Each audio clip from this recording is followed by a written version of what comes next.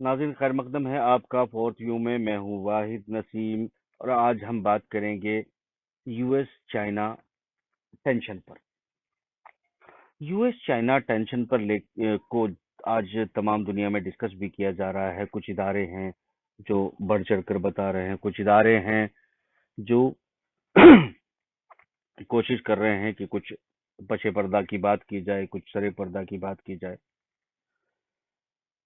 दोस्तों, हमें बहुत बारीकी से अगर हम इसका एनालाइज करते हैं कि ये मसला क्या है, तो जो कल की घटना है, जो साउथ चाइना सी में जो बेड़े खड़े हैं अमेरिका के और मशकें चल रही हैं, चाइना की अपनी रिहर्सल, फौजी रिहर्सल चल रही है, मशकें चल रही हैं, उस जगह पे 90 किलोमीटर, चाइना का ये कहना है कि 90 किलोमीटर जो है वो उसके उसके जो उसका एरिया है उसका वायलेशन अमेरिका के एक जहाज ने किया है। इसको बड़ी संजीदगी से चाइना ने लिया है और चाइना ने ये कहा है कि हम 2001 का चाइना नहीं है, बल्कि अब 2020 है और अब हम बहुत कुछ ताकतवर हो चुके हैं।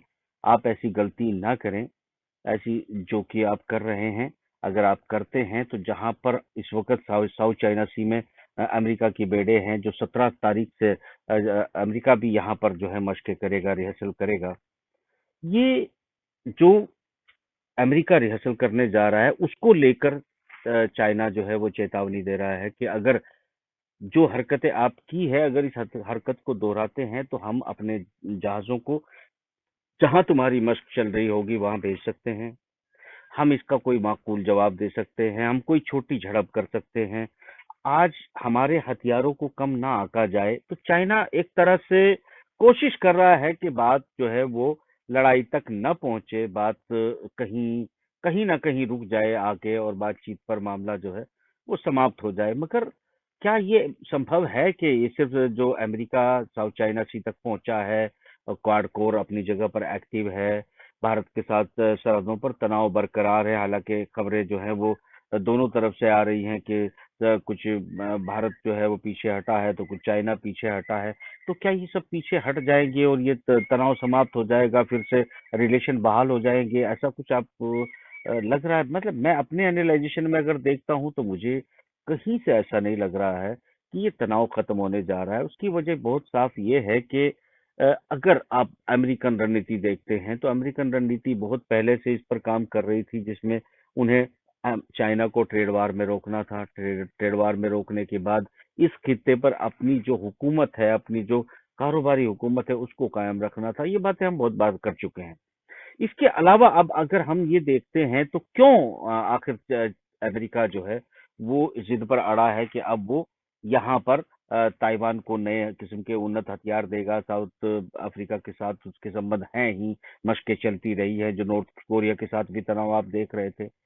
इसमें कोई दो राय नहीं है कि यहाँ पर इस कदम को सपोर्ट करने के लिए, अपने मफाद के लिए, यहाँ फिलीपाइंस, जापान, इंडोनेशिया, मलेशिया, खित्ते के बहुत सारे देश, इंक्लूड इंडिया जो है, इसमें शामिल अमेरिका के सहयोगी हो सकते हैं और यहाँ दबाव निश्चित रूप से महसूस करेगा चाइना। चूंकि एकदम चाइना, हमने माना कि चाइना कह रहा है कि वो जो है वो अब वो 2001 का चाइना नहीं रहा है, उसने बहुत तरक्की कर ली है, बहुत आगे बढ़ चुका है।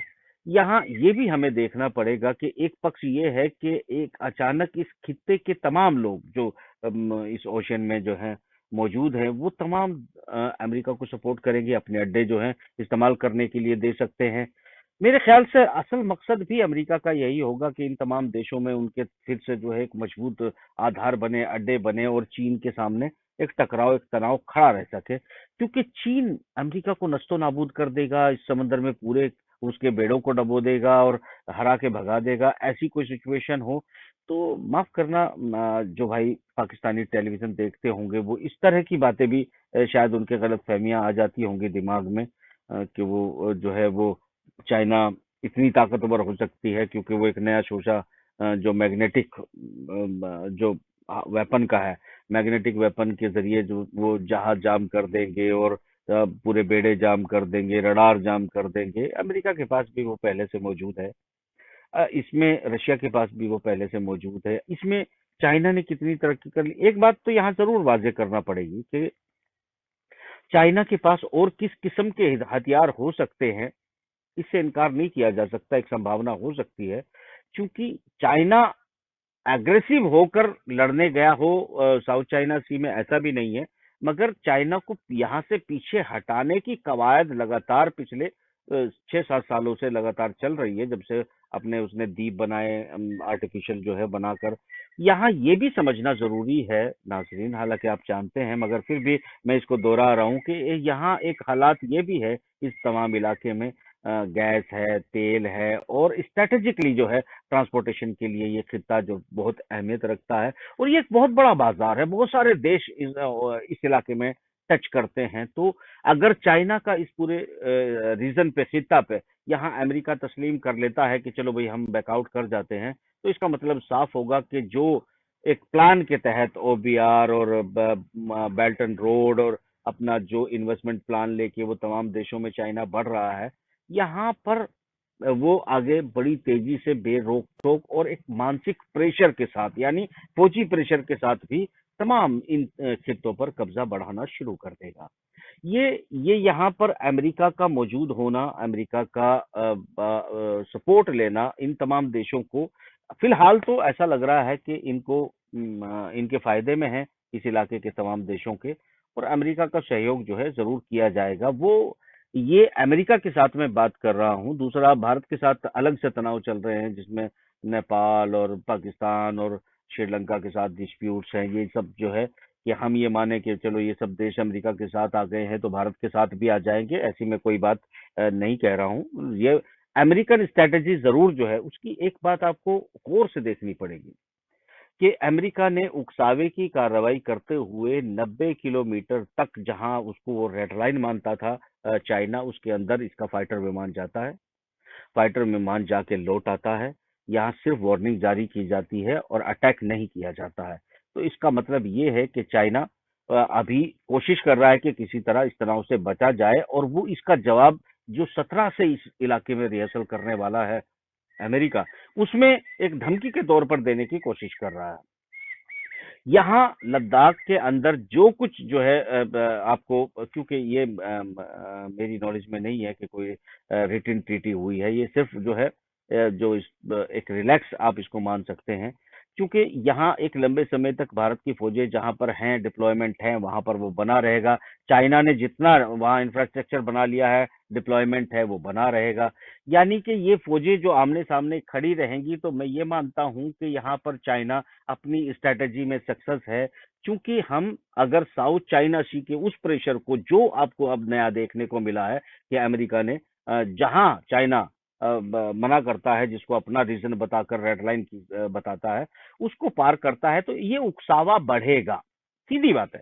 साउथ चाइना सी में अगर मसल दिखानी शुरू की है अमेरिका ने, तो इसका मतलब ये धीरे धीरे बढ़ेगा, और अगर एक भी बार इसका चाइना रिप्लाई करेगा तो तनाव और बढ़ जाएगा, और अगर बढ़ेगा तो कोई ये झड़प में बदल सकता है, और झड़प में बदला तो इसमें north Korea, south Korea, China, Russia, Japan, कोई अछूता नहीं रहेगा, ऑस्ट्रेलिया, भारत, सब शामिल हो जाएंगे। तो इस खित्ते में कोई शांति आने जा रही है, या फिर एक स्टैंड ऑफ जो है वो खत्म हो गया है, ये सब एक माफ करिएगा, चलो वो जो भी मीडिया होगा उसका मैं बार बार अब क्या जिक्र करूं।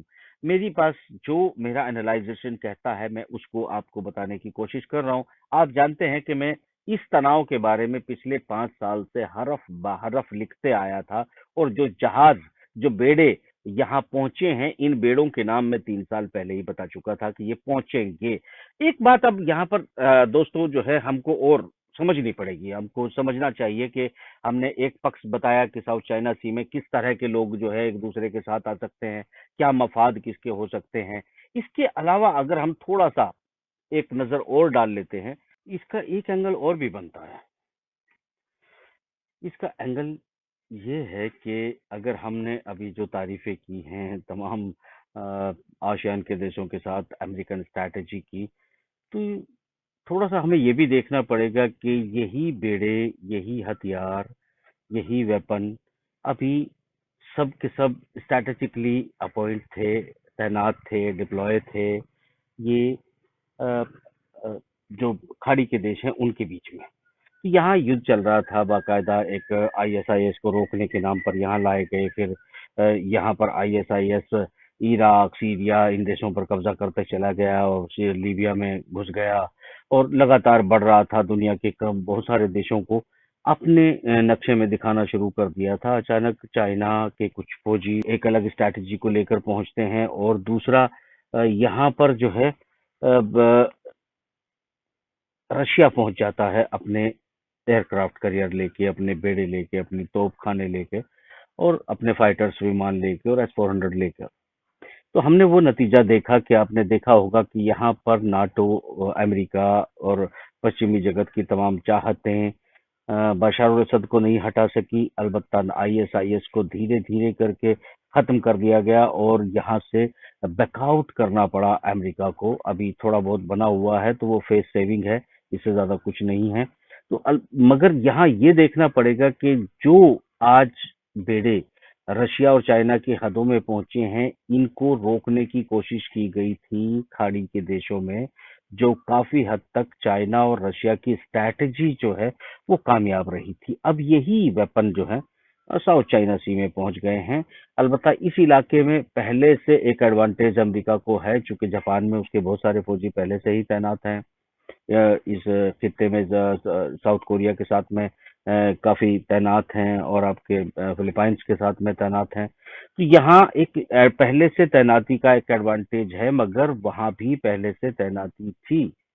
तो यहाँ ये देखना होगा कि ये जो टकराव अब आगे होने जा रहा है, जिसकी पूरी संभावना है, इस टकराव के पीछे संभावना मैं क्यों कह रहा हूँ, उसका सीधा सा अर्थ ये है कि युद्ध से दुनिया में सबसे बड़ा लाभ उठाने वाला अगर कोई देश है तो वो अमेरिका है।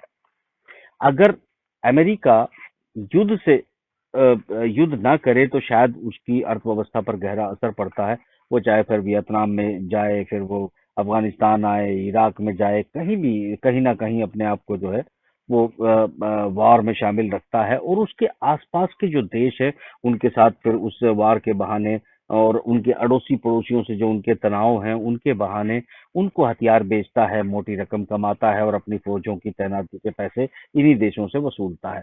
यही सब कुछ होने जा रहा है। इंडोनेशिया, मलेशिया, फिलीपाइंस, जापान से वो पहले ही वसूली जारी है, ताइवान और साउथ कोरिया, ये सब इस खित्ते में भारत भी शामिल हो रहा है और इससे आप इनकार नहीं कर सकते हैं कि दुनिया की अपनी जमीन के बजाय दुनिया की जमीन को इस्तेमाल करने वाला अमेरिका फौजों का इस्तेमाल करके युद्ध में छेड़खानी करके वो किसी को नस्तो नाबूद कर पाए न कर पाए। आप जानते हैं अफगानिस्तान खाली करना पड़ रहा है, वियतनाम खाली करना पड़ा था, सीरिया खाली करना पड़ रहा है। एक नया मोर्चा और खोलने के लिए साउथ चाइना सी में जा रहे हैं। तो इतना ग्लोरीफाई करना कि अमेरिका चीन को तबाह कर देगा, अमेरिका फतह कर लेगा, ये तमाम चीजों को मैं नहीं समझता कि वाजिब है। मगर चीन के सामने मजबूरी है, ये देखेगा कि उसकी इंटरनल जो इकोनॉमी है, उसकी शेयर मार्केट इंक्रीज होना शुरू हो गई है, जो उसका घरेलू बाजार है और वो बहुत बड़ा बाजार है। उसके अलावा जो उसके पैक्ट हैं अफ्रीकन कंट्रीज से, एशियन कंट्रीज से, वो भी उसके साथ चल रहे हैं। बहुत सारे कंट्री हैं। वजह क्या है कि चाइनीज मीडिया या रशियन मीडिया बहुत ज्यादा जो है वो लोगों के बीच में पॉपुलर नहीं है और इन देशों ने दूसरों देशों के अंदर मीडिया में पैसा इन्वेस्टमेंट का जो है वो अपना हाथ खींच के रखा है। मीडिया प्रोपोगंडा में ये ज्यादा नहीं गए हैं। अमेरिका का एडवांटेज यानी कि इतने सारे युद्ध जो है वो नाक की मुंह की खाने के बावजूद वो दुनिया की सुपर पावर बना हुआ है। यूरोप, जर्मनी की तरफ से उसको कहा जा रहा है कि अब ना माना जाए। और आने वाले दिनों में इम्पोर्टेंट खबर ये है कि युआन को डिजिटली यानी कि क्रिप्टो करेंसी के रूप में लॉन्चिंग की पूरी तैयारी है। टेस्ट पायलट प्रोजेक्ट चाइना कर चुका है। इससे अमेरिका के डॉलर का राज, क्योंकि आपको अमेरिका के साथ चाहे ना चाहे अच्छे संबंध बनाए के रखने पड़ते हैं, आपको मजबूरी होती है। दुनिया के देशों का सभी कारोबार डॉलर के बीच में होता है। अगर ये राज टूट जाता है तो अमेरिका को अपनी जो पोजीशन है वो सैकड़ों सालों के लिए खो देनी पड़ेगी और आने वाली अर्थव्यवस्था को अ, लग रहा है कि चीन जो है वो ट्राई करेगा। रशिया उसके साथ खड़ा है।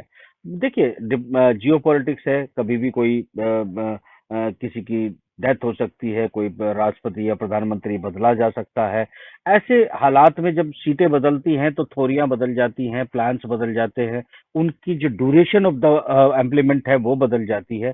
तो उसमें तो मैं कुछ नहीं कर सकता, मगर जो मौजूदा हालात है वो जो प्लान दिखाई दे रहा है वो ये है कि ओशियान के देशों में अमेरिका इसी बहाने से जगह जगह पर अपनी फौजों को और बढ़ा देगा, इन देशों से वसूली करेगा, इन्हीं देशों को अपने हथियार बेचेगा, यही देश आपस में टकराना शुरू हो जाएंगे।